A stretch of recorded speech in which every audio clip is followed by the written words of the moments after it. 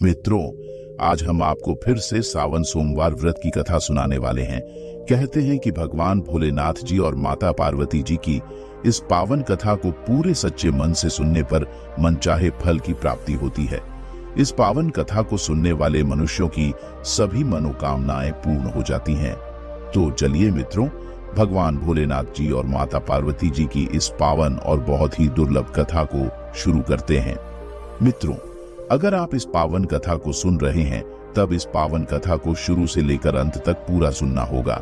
इसलिए इस कथा को आधा अधूरा छोड़कर जाने की गलती ना करें, क्योंकि आधी अधूरी कथा सुनने से पूर्ण फल की प्राप्ति नहीं होती है। और साथ ही साथ कमेंट बॉक्स में हर हर महादेव अवश्य लिखें। मित्रों, किसी समय की बात है, किसी नगर में एक धनवान व्यापारी रहता था। वह भगवान भोलेनाथ जी का परम भक्त था। वह व्यापारी प्रतिदिन सुबह उठकर अपने कार्यों को करने के बाद भगवान भोलेनाथ जी की पूजा अर्चना किए बिना जल तक ग्रहण नहीं करता था।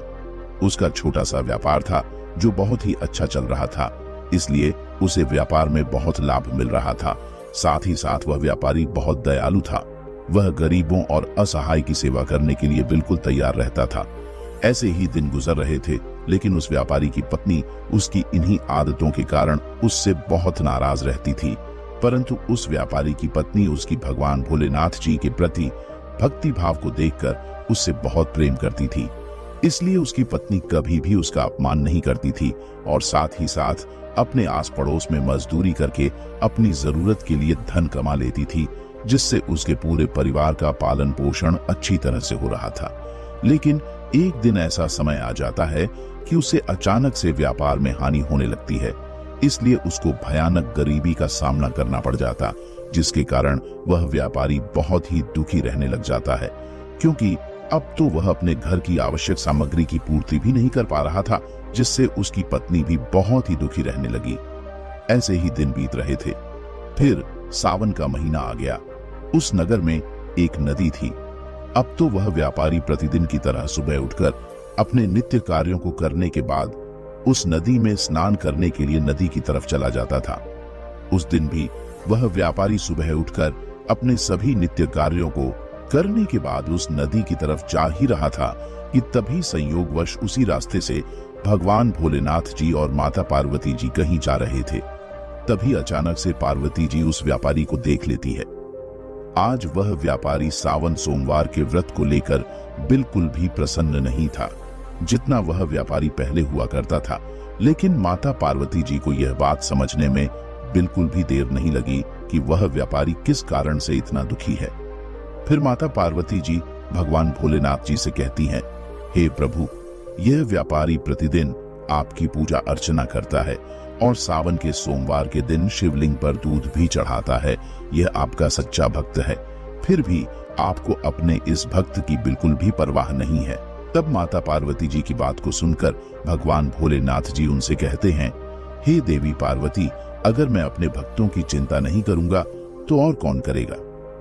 तब माता पार्वती जी भगवान भोलेनाथ जी से कहती हैं, हे नाथ, तो आपने अभी तक उस व्यापारी की मदद क्यों नहीं की।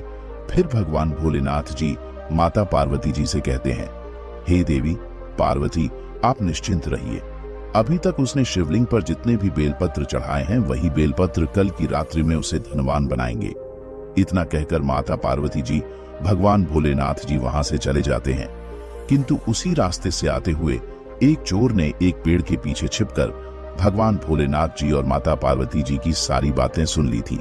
फिर वह चोर अपने षड्यंत्रकारी मन में सोचने लगा कि अगर वह व्यापारी शिवलिंग पर चढ़े हुए बेलपत्र से धनवान बन सकता है, तो इसका मतलब है कि मैं भी धनवान बन सकता हूँ। यही सब सोचकर वह चोर उस व्यापारी के घर के समीप पहुंचकर उसके दरवाजे को खटखटाने लगता है।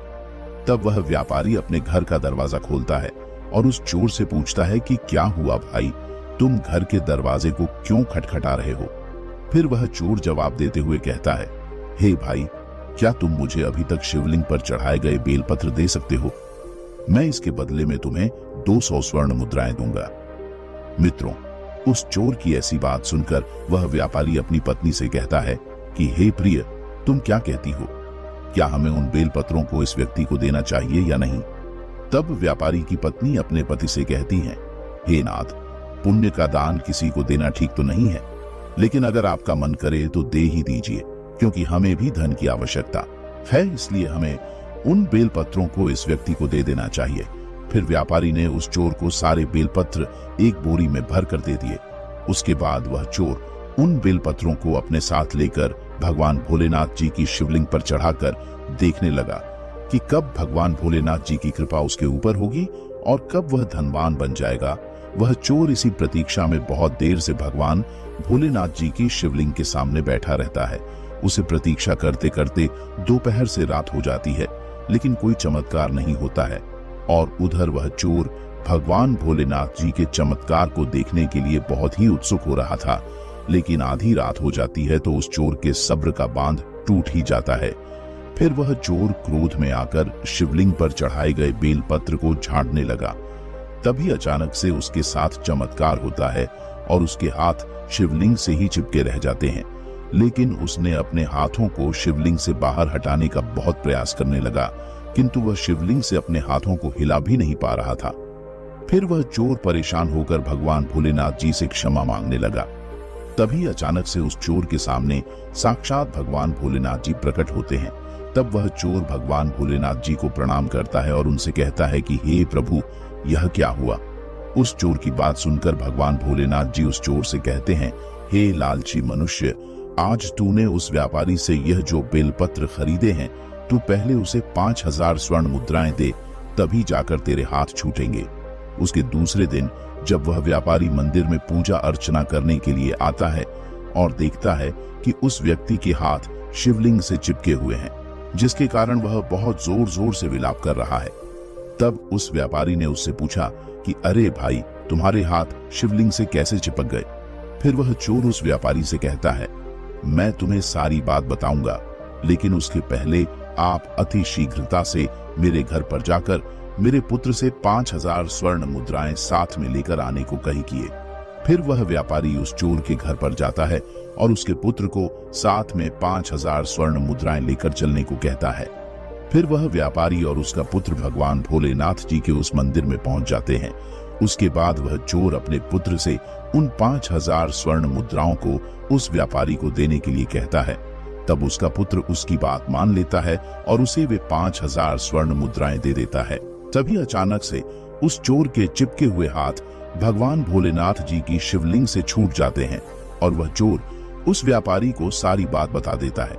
ये पूरा दृश्य देखकर माता पार्वती जी भगवान भोलेनाथ जी से पूछती हुई कहती हैं, हे प्रभु, अभी तक आपने अपने उस व्यापारी भक्त को कोई धन नहीं दिया है। माता पार्वती जी की बात सुनकर भगवान भोलेनाथ जी माता पार्वती जी से कहते हैं, हे देवी पार्वती, मेरे पास कहाँ धन है जो मैं उसे दूंगा, लेकिन अब मेरा भक्त गरीब भी नहीं है। इसका प्रमाण आप स्वयं ही देख लीजिए। मित्रों, भगवान भोलेनाथ जी की जैसी कृपा उस व्यापारी पर पड़ी, उसी तरह आप सब पर भी पड़े, यही हमारी मनोकामना है। मित्रों, चलिए अब हम आपको सावन सोमवार व्रत की दूसरी कथा सुनाते हैं, क्योंकि कहा जाता है कि इस कथा को सुनने से ही व्रतधारी का व्रत पूरा माना जाता है। मित्रों, एक बार माता पार्वती जी भगवान भोलेनाथ जी को अपने पति के रूप में प्राप्त करने के लिए घोर तपस्या कर रही थी। माता पार्वती जी की घोर तपस्या को देखकर समस्त देवता भगवान भोलेनाथ जी के पास पहुंचे और उनसे माता पार्वती जी की मनोकामना को पूर्ण करने के लिए प्रार्थना करने लगे। तब भगवान भोलेनाथ जी ने माता पार्वती जी के पास उनकी परीक्षा लेने के लिए सप्त आर्शनफ हो गया और उनसे कहा कि आप भगवान भोलेनाथ जी के अलावा किसी दूसरे से विवाह कर लीजिए।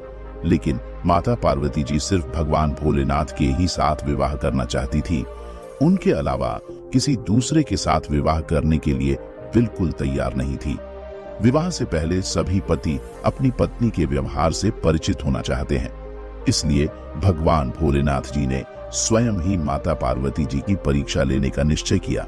तभी अचानक से जहां पर माता पार्वती जी भगवान भोलेनाथ जी को अपने पति के रूप में प्राप्त करने के लिए तपस्या कर रही थी, उसी स्थान पर साक्षात भगवान भोलेनाथ जी प्रकट होते हैं और माता पार्वती जी को वरदान देकर अंतर्ध्यान हो जाते हैं।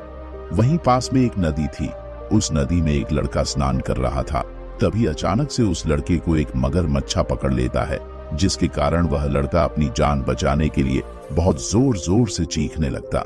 जब माता पार्वती जी ने उस लड़के की चीख सुनी तो उनसे रहा नहीं गया। तब माता पार्वती जी उस लड़के के लिए भयभीत होकर उस नदी के पास पहुंच गई और उन्होंने देखा कि एक मगरमच्छ उस लड़के को नदी के अंदर खींच कर ले जा रहा है। फिर लड़के ने माता पार्वती जी को देखकर माता पार्वती से कहता है कि हे माथे, मेरे माता पिता नहीं है और ना ही मेरा कोई मित्र है, इसीलिए माँ आप ही मेरी रक्षा कीजिए। तब माता पार्वती जी उस मगरमच्छ से कहती हैं, तुम इस लड़के को छोड़ दो। माता पार्वती जी की बात सुनकर उस मगरमच्छ ने कहा कि मुझे दिन के दूसरे पहर में जो भी जीव मिलता है उसे अपना भोजन बनाना मेरा नियम है, क्योंकि ब्रह्मा जी ने मुझे दिन के दूसरे पहर में जीव जंतुओं को अपना भोजन बनाने के लिए भेजा है। और आज यह लड़का मेरे भोजन के समय में ही इस नदी में स्नान करने के लिए आ गया। शायद भगवान भी यही चाहते हैं कि मैं इस लड़के को अपना भोजन बनाऊं, इसलिए मैं इसे ऐसे ही क्यों छोड़ दूं। तब माता पार्वती जी उस मगरमच्छ से विनती करने लगी कि तुम इस लड़के को छोड़ दो, इसके बदले में तुम्हें जो कुछ भी चाहिए मैं देने के लिए बिल्कुल तैयार हूं। माता पार्वती जी की बात सुनकर मगरमच्छा माता पार्वती जी से कहता है कि मैं इस लड़के को एक शर्त पर छोड़ सकता हूं, और मेरी वह शर्त है कि आपने गौर तपस्या करके भगवान भोलेनाथ जी से जो वरदान प्राप्त किया है, यदि आप उस तपस्या का फल मुझे दे दें तभी मैं इस लड़के को छोड़ूंगा। फिर मगरमच्छ की बात सुनकर माता पार्वती जी उसकी वह शर्त मानने के लिए तुरंत तैयार हो जाती हैं और कहती हैं, मैं तुम्हें अपनी तपस्या का फल देने के लिए बिल्कुल तैयार हूं, लेकिन तुम पहले इस लड़के को छोड़ दो।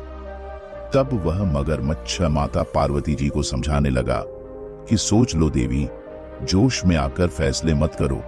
लाखों वर्षों तक जैसी घोर तपस्या आपने की है वैसी तपस्या करना किसी भी देवताओं और असुरों के लिए संभव नहीं है, और आप अपनी इतनी घोर तपस्या का सारा फल इस लड़के के प्राणों को बचाने के लिए करना चाहती हो।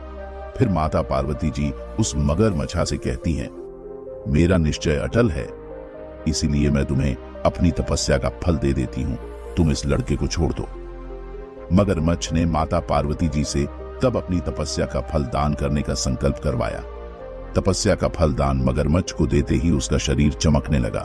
फिर मगरमच्छ माता पार्वती जी से कहता है, हे स्त्री, तुम देखो, तुम्हारे तपस्या के फल के प्रभाव से मैं तेजस्वी बन गया हूं। आपने जीवन भर की पूंजी इस लड़के के लिए व्यर्थ कर दी है, लेकिन आप चाहें तो मैं आपको अब की भूल सुधारने का एक मौका और दे सकता हूं। तब माता पार्वती जी उस मगरमच्छ से कहती हैं, हे मगरमच्छ, मैं तब तो पुनः कर सकती हूँ, लेकिन अगर आज तुम इस लड़के को अपना भोजन बना लेते तो इसका जीवन वापस नहीं मिल सकता था, क्योंकि मनुष्य का जीवन बहुत ही अनमोल होता है। उसके थोड़ी देर बाद वह लड़का और मगरमच्छ दोनों वहां से अचानक ही गायब हो गए। फिर माता पार्वती जी अपने मन में सोचने लगी कि मैंने अब तो अपनी तपस्या का फल दान कर दिया है, इसलिए अब मैं पुनः अपनी तपस्या प्रारंभ करूंगी। अपने मन में इतना सोचकर माता पार्वती जी दोबारा भगवान भोलेनाथ जी की तपस्या करने लगी। तभी अचानक से भगवान भोलेनाथ जी माता पार्वती जी के सामने साक्षात प्रकट होते हैं और माता पार्वती जी से कहते हैं, हे देवी पार्वती, भला तुम अब तपस्या क्यों कर रही हो।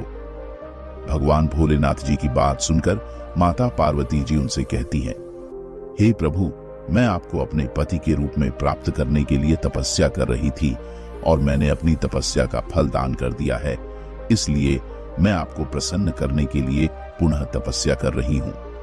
तब भगवान भोलेनाथ जी माता पार्वती जी से मुस्कुराते हुए कहते हैं, हे देवी पार्वती, मैंने ही उस लड़के और मगरमच्छ दोनों का रूप धारण किया हुआ था।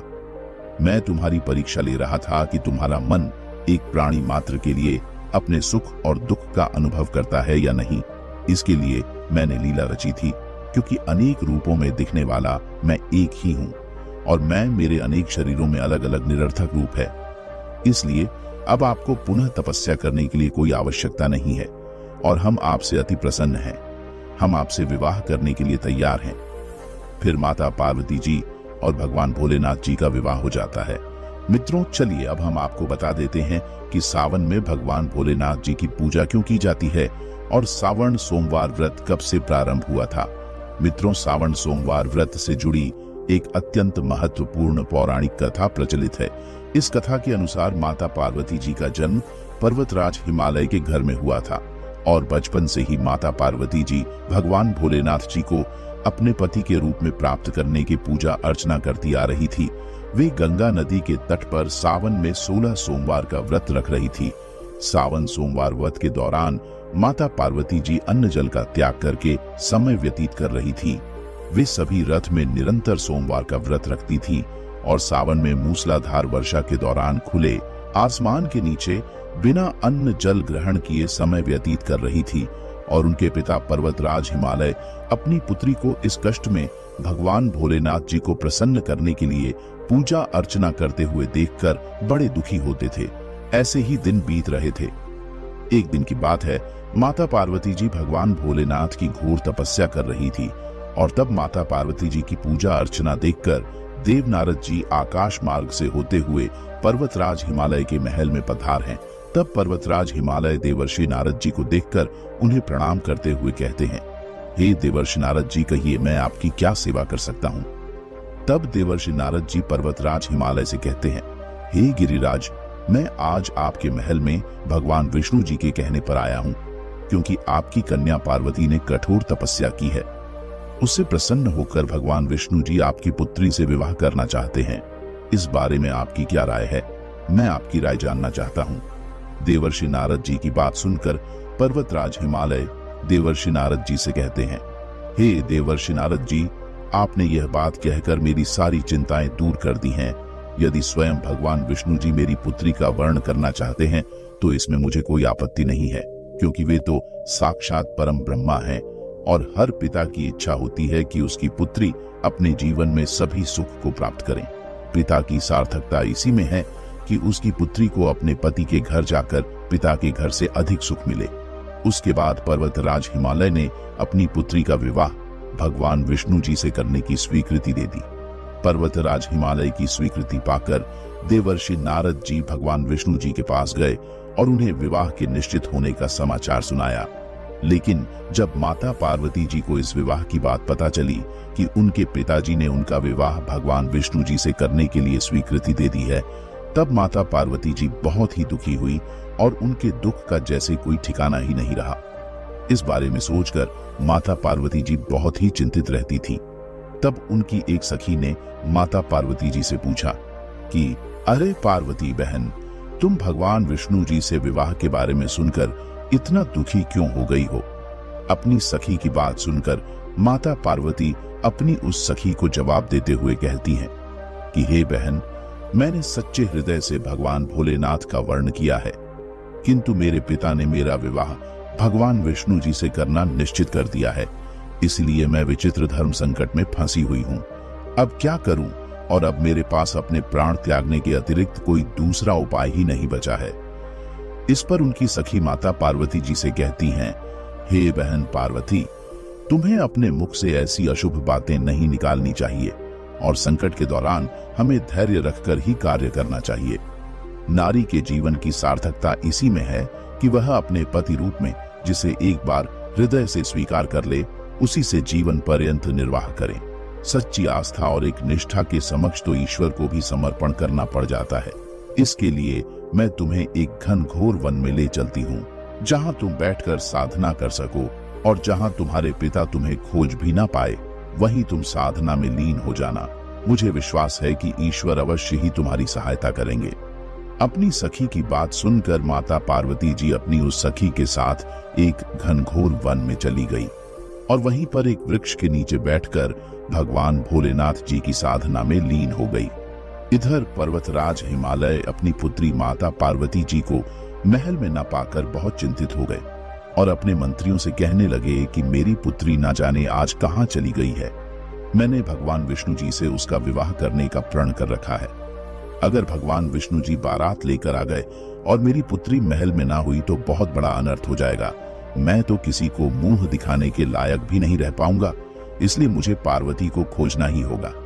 फिर पर्वतराज हिमालय ने अपने सभी मंत्रियों सैनिकों से कह दिया कि वे मेरी पुत्री को कहीं से भी ढूंढ कर ले आएं। अब माता पार्वती की खोज शुरू हो गई और इधर माता पार्वती जी अपनी सखी के साथ उस घनघोर वन में एक वृक्ष के नीचे बैठकर भगवान भोलेनाथ जी की आराधना करने में लीन थी। उस दिन सावन का महीना प्रारंभ हो गया था और उस दिन माता पार्वती जी उसी वृक्ष के नीचे एक शिवलिंग का निर्माण करके व्रत कर रही थी। उस दिन माता पार्वती जी रात भर भगवान भोलेनाथ जी की स्तुति ओम नमः शिवाय, ओम नमः शिवाय, ओम नमः शिवाय का जाप करती रही। माता पार्वती जी की इस घोर तपस्या के प्रभाव से भगवान शिव का आसन डगमगाने लगा, जिससे उनकी साधना टूट गई। तभी अचानक से भगवान भोलेनाथ जी माता पार्वती जी के समक्ष प्रकट हुए। उनसे कहा कि हे देवी पार्वती, मैं तुम्हारी तपस्या से बहुत ही प्रसन्न हूँ, मांगो, तुम्हें जो वर चाहिए उसे मांगो। तब माता पार्वती जी भगवान भोलेनाथ जी से कहती हैं, हे प्रभु, मैंने आपको सच्चे हृदय से अपने पति के रूप में वर्ण कर लिया है और यदि आप सच में मेरी तपस्या से प्रसन्न होकर मेरे समक्ष पधारे हैं तो आप मुझे अपनी अर्धांगिनी के रूप में स्वीकार कर लीजिए। माता पार्वती जी की बात सुनकर भगवान भोलेनाथ जी माता पार्वती जी से कहते हैं, हे देवी पार्वती, क्या तुम मेरे साथ खुश रह पाओगी? तब माता पार्वती जी भगवान भोलेनाथ जी से कहती हैं, हे प्रभु, मैंने बचपन में ही आपको अपना पति मान लिया था। मैं जानती हूँ कि मुझे अवश्य ही आपको अपने पति रूप में पाने का सौभाग्य प्राप्त होगा, इसलिए आप कृपया करके मुझे अपनी पत्नी के रूप में स्वीकार कर लीजिए। मित्रों, माता पार्वती जी के प्रेम और विश्वास की तपस्या की जीत होती है और भगवान भोलेनाथ जी माता पार्वती जी को मनोवांछित वर देकर अंतर्ध्यान हो जाते हैं। ठीक उसी समय पर्वतराज हिमालय अपने सैनिकों के साथ माता पार्वती जी को खोजते खोजते वहां पहुंच जाते हैं और अपनी पुत्री से कहते हैं, हे पुत्री, तुम्हारी इतनी कठोर तपस्या करने का क्या कारण है और मुझे तुम्हारी ऐसी दशा देखकर बहुत दुख हो रहा है, इसलिए तुम अभी मेरे साथ महल वापस चलो, मुझसे तुम्हारी यह दशा देखी नहीं जा रही है। तब माता पार्वती जी अपने पिता से कहती हैं, पिताजी, मैंने अपने जीवन का अधिकांश समय कठोर तपस्या में ही बिताया है और मेरी इस तपस्या का उद्देश्य केवल यही था कि मैं भगवान भोलेनाथ जी को अपने पति के रूप में पाना चाहती थी और आज मेरी वर्ष की तपस्या पूरी हुई है, क्योंकि आपने मेरा विवाह भगवान विष्णु जी से करने का निर्णय लिया था। इसलिए मैं अपने आराध्य भगवान भोलेनाथ जी की खोज में महल के छोड़कर इस वन में चली आई हूँ और अब मैं आपके साथ इसी शर्त पर महल वापस जाऊंगी कि आप मेरा विवाह भगवान विष्णु जी से न करके भगवान भोलेनाथ जी से करेंगे। मित्रों, माता पार्वती जी के दृढ़ संकल्प को देखकर पर्वतराज हिमालय उनकी बात मान लेते हैं। फिर माता पार्वती जी को अपने साथ महल ले आते हैं। उसके कुछ समय पश्चात समस्त विधि विधान से भगवान भोलेनाथ जी और माता पार्वती का विवाह हो जाता है। मित्रों, माता पार्वती जी ने भगवान भोलेनाथ जी की पूजा अर्चना सावन में सोमवार व्रत किया था। उसी के फल स्वरूप उनका विवाह हो सका था, क्योंकि उस दिन से सावन में सोमवार का व्रत शुरू हो गया।